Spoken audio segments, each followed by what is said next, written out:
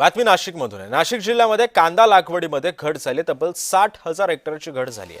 कांद्याचं आगार समजलं जाणारं नाशिक आता दुसऱ्या पिकांच्या उत्पादनाकडे वळू लागलंय।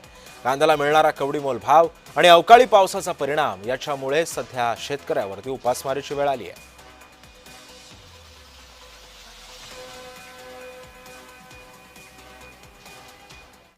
नाशिक जिल्ह्यामध्ये सध्या कांद्याचे दर हे 1000 ते 1200 रुपये दर पडत असल्याने नाशिक जिल्ह्यातील शेतकरी जवळपास हवालदिल झाला असून आपल्याशी बोलण्यासाठी नाशिक आपल्या चांदवड येथील शिवसेना उठावा गटाचे तालुका प्रमुख आहेत, आपण त्यांच्याकडून जाणून घेऊ।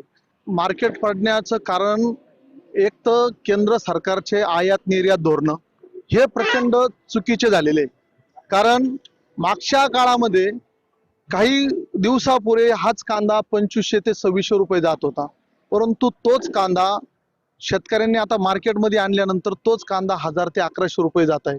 म्हणजे अतिशय खेदाची बाब आहे।